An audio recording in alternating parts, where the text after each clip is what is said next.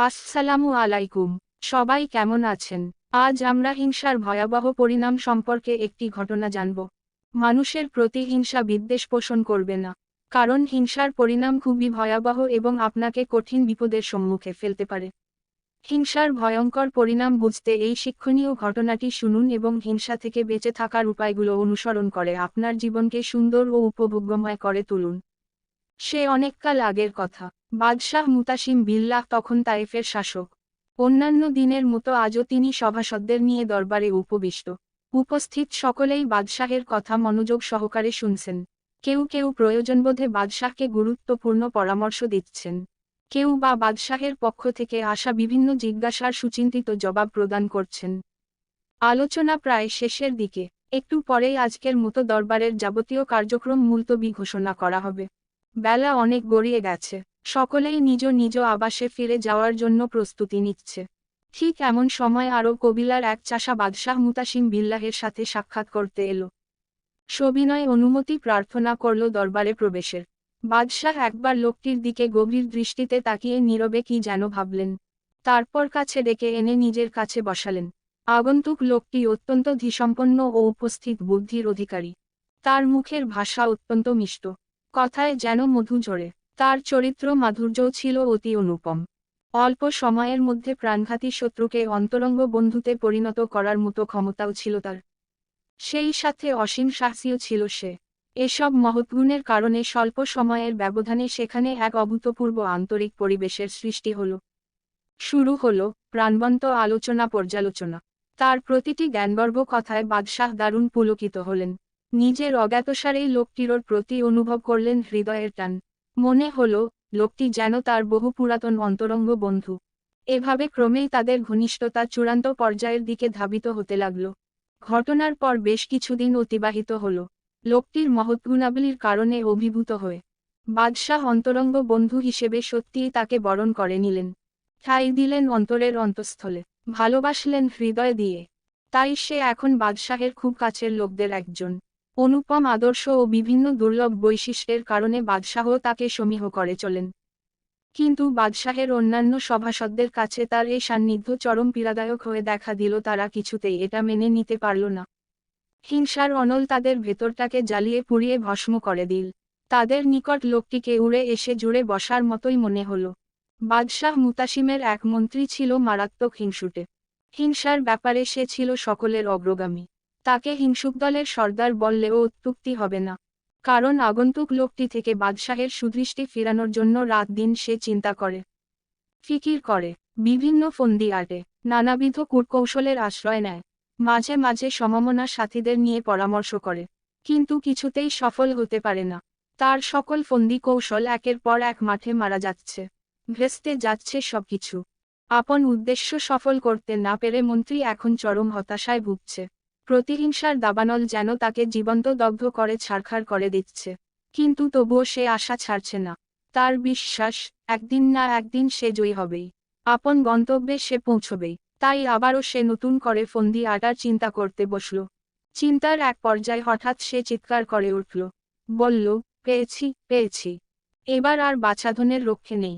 এখনকার এই সুচিন্তিত কৌশল কিছুতেই ব্যর্থ হতে পারে না। এতটুকু বলে সে আবারও নতুন ফন্দিটির সম্ভাব্য প্রতিক্রিয়া ও ফলাফল কোন পর্যায়ে গিয়ে দাঁড়াবে তা নিয়ে চিন্তা গবেষণা করল। যখন সে দেখল এ ফন্দিতে কোনো প্রকার ফাঁকফোকর নেই, কোনো অবস্থাতেই তা বিফলে যেতে পারে না, তখন সে কালবিলম্ব না করে আগন্তুক লোকটির সাথে সাক্ষাৎ করে বলল, জনাব, আজ কয়েকদিন যাবৎ মনে একটি আকাঙ্ক্ষা লালন করে আসছি। আশা করি আপনি আমার সে তামান্না পূর্ণ করবেন। মন্ত্রীর মুখ থেকে এরূপ কথা শুনে লোকটি মনে মনে আশ্চর্য হল। মুখে বলল, আমার মতো নাখান্দা যদি আপনার কোনো খেদমতে আসে, তাহলে নিজেকে বড় সৌভাগ্যবানী মনে করব। বলুন, কি খেদমত করতে পারি আপনার? মন্ত্রী বলল, না, কোনো খেদমত করতে হবে না। চেয়েছিলাম আপনাকে নিয়ে আমার বাসায় এক বেলা খানা খেতে। লোকটি বলল, ও সেই কথা। এজন্য আমাকে ডেকে পাঠালেই পারতেন। এত কষ্ট করার কি প্রয়োজন ছিল? মন্ত্রী বলল, না, কোনো কষ্ট হয়নি আমার।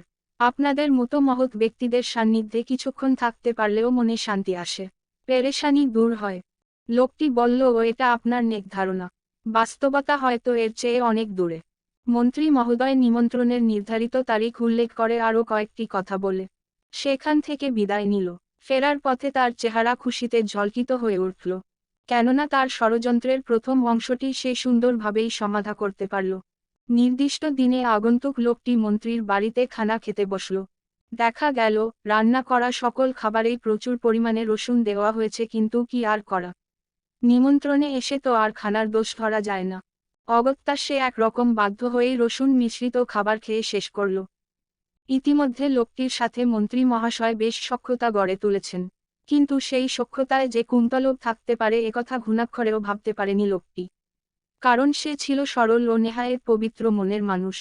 খাওয়া দাওয়া শেষ হলে মন্ত্রীর কাছ থেকে বিদায় নিয়ে লোকটি বাসায় চলে গেল। এদিকে হিংসুটে মন্ত্রীর সাথে সাথে বাদশাহের দরবারে গিয়ে বলল, আপনি যাকে এত ভালোবাসেন, যার প্রশংসায় আপনি পঞ্চমুখ, সে আপনার প্রতি বিদ্রূপ প্রকাশ করে।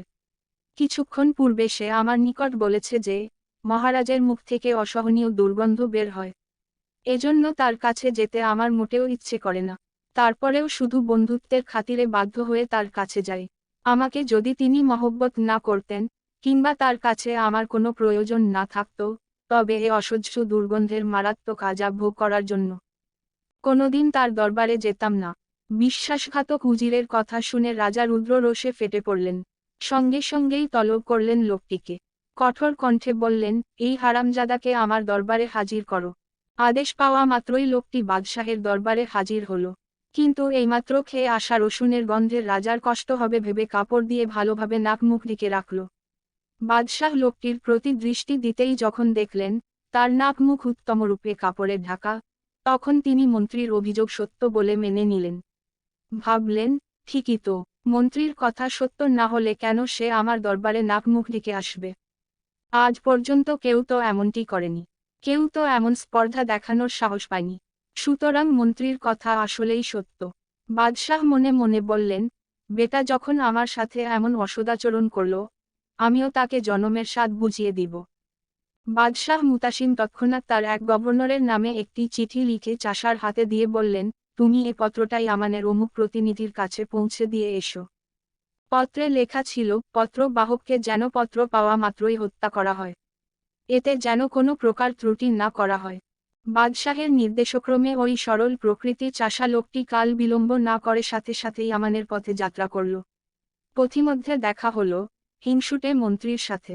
লোকটির হাতে মোহরবন্ধ চিঠি দেখে মন্ত্রী কৌতূহল ভরে জিজ্ঞেস করল, ভাই, কোথায় যাচ্ছ? সে বলল, ইয়ামানের অমুক গভর্নরের নিকটে চিঠিখানা পৌঁছে দিতে যাচ্ছি।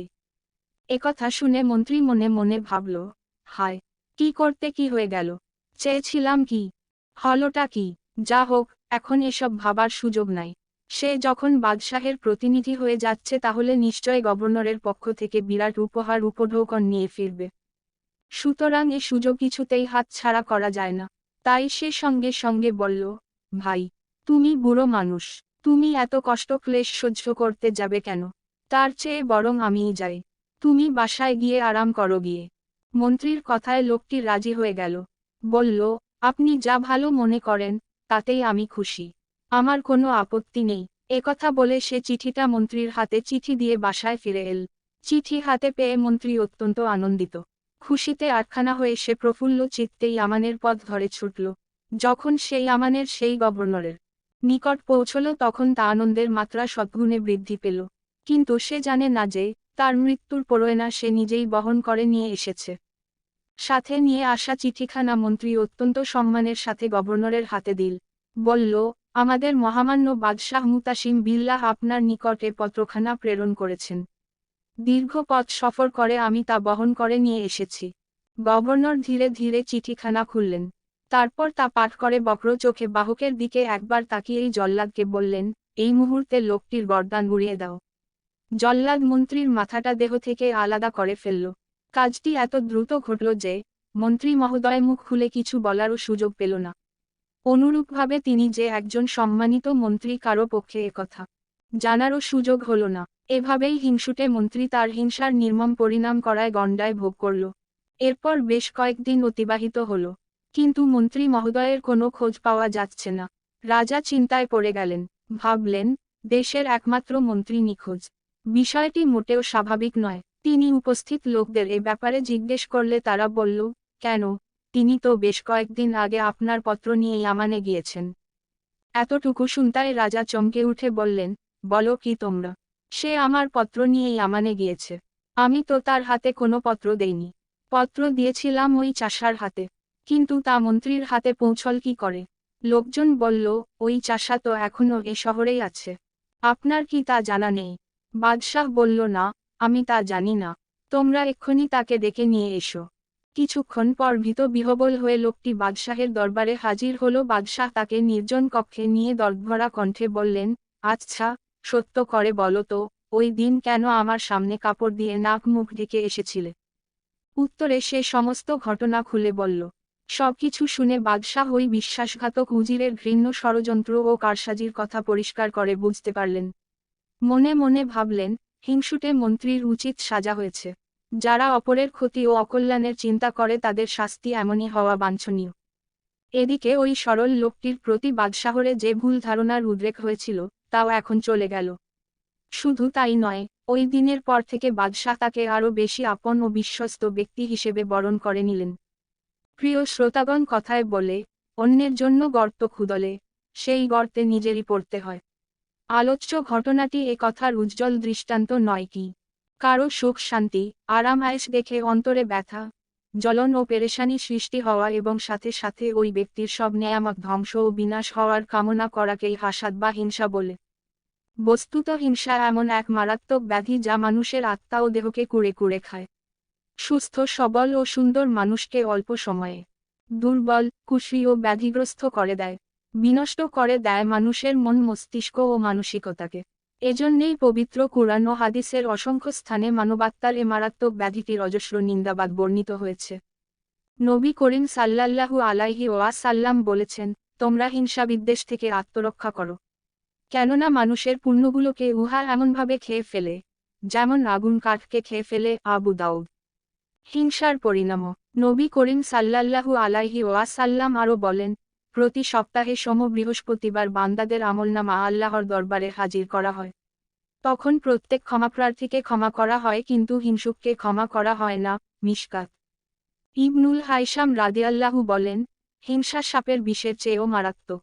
কেননা সাপ কখনো নিজের বিষে মরে না, কিন্তু হিংসুককে হিংসার আগুন জ্বালিয়ে পুড়িয়ে ছারখার করে দেয়। আল্লামা ইবনে হাজার আশকালানি বলেন, হিংসুকের পাশে বাস করার চাইতে হিংস্র বাঘের প্রতিবেশী হওয়াও অনেক নিরাপদ। হজরত লোকমান আলাইহি ওয়াসাল্লাম বলেন, অন্তরে হিংসা পোষণ করে অন্যের ক্ষতি করা যায় না, নিজের সর্বনাশ করা হয় মাত্র। আল্লামা ইবনে সিমাক বলেন, হিংসুকের চেয়ে হতভাগা আমি আর কাউকে দেখিনি। কেননা হিংসুক বেচারা মজলুমের মতোই। তার মন সর্বদা অস্বস্তিপূর্ণ, মস্তিষ্ক দুশ্চিন্তাযুক্ত এবং সদা সে মানসিক অশান্তিতে ভস্মীভূত হতে থাকে। হিংসার চিকিৎসা। এক হজরত আবু দারদা রাদিয়াল্লাহু বলেন, যে ব্যক্তি অধিক হারে মৃত্যুকে স্মরণ করে, তার হিংসা কমে যায় এবং সে আনন্দে উৎফুল্ল হয় না। ২. ইমাম গাজালি রহমাতুল্লি বলেন, হিংসার একটি প্রতিকার হল, হিংসার চাহিদার বিপরীত কাজ করে চলা। যেমন হিংসা যদি কারো কুৎসা রটানো ও দুর্নাম ছড়ানোর প্রতি তাকে উদ্বুদ্ধ করে, তখন তার উচিত ওই ব্যক্তির প্রশংসা ও গুণকীর্তনে লেগে যাওয়া। হিংসার চাহিদা যদি অহংকার হয়, তখন সে যেন বিনয় ও নম্রতাকে নিজের জন্য অপরিহার্য করে নেয়। হাকিমুল উম্মত হজরত মাওলানা আশরাফ আলী থানভী কে এক ব্যক্তি হিংসার প্রতিকার চেয়ে প্রশ্ন করলে, উত্তরে তিনি বলেন, নিম্নোক্ত কাজগুলো ৩ সপ্তাহ পর্যন্ত পালন করে চলুন। অতঃপর আমাকে অবহিত করুন। যার প্রতি আপনার হিংসা হয় তার জন্য দোয়া করুন। দেখা হলে সালাম দিন। নিজের বৈঠকসমূহে তার প্রশংসা করুন। সফরে যাওয়ার পূর্বে তার সাথে সাক্ষাৎ করে যান এবং আসার সময় তার জন্য কিছু না কিছু উপহার নিয়ে আসুন। মাঝে মাঝে তাকে দাওয়াত করে খানা বা চা নাস্তা করান। সময় সময় তার জন্য হাদিয়া তোহফা প্রেরণ করেন। লোকটি ৩ সপ্তাহ পর হজরত থানভী এর বরাবর পত্র লিখে জানালো যে, আমার হিংসা অর্ধেক কমে গেছে। জবাবে হজরত থানভী বলেন, উপরোক্ত আমলগুলো আপনি আরও ৩ সপ্তাহ পালন করুন। লোকটি ৩ সপ্তাহ পর আবারও পত্র লিখে জানালো যে, হজরত, এখন অমুক ব্যক্তির ব্যাপারে অন্তরে আমার হিংসার স্থলে অকৃত্রিম ভালোবাসা ও মুহাব্বত সৃষ্টি হয়েছে। প্রিয় বন্ধুগণ, আমরা কি পারি না আমাদের অন্তরগুলোকে হিংসামুক্ত করতে? পারি না শত্রু বন্ধু নির্বিশেষে সকলের নিকট মহত্ব ও উদারতার উজ্জ্বল নজির পেশ করতে। যদি পারতাম, তবে কি ভালো হতো। বয়ে কি চলতো না, পৃথিবীর সর্বত্র সুখ শান্তি ও আনন্দের বাঁধ ভাঙ্গা জোয়ার। হ্যাঁ, পারি। অবশ্যই আমরা পারব ইনশাআল্লাহ। এই জন্য আমাদের দৃঢ় ইচ্ছা সহায়ক ভূমিকা পালন করতে পারে। প্রয়োজনে আমরা হজরত থানভীর এর পরীক্ষামূলক আমলটি গ্রহণ করব। তবুও হিংসা নামক মানবাত্মার কালো ব্যাধিটিকে অন্তরে থাকতে দিব না। আল্লাহ পাক আমাদের সকলকে হিংসা ও তার অনিষ্ট হতে বাঁচার তাওফিক দান করুন। আমিন। ভিডিওটি ভালো লাগলে অবশ্যই চ্যানেলটি সাবস্ক্রাইব ও লাইক কমেন্ট করে পাশে থাকবেন। ধন্যবাদ।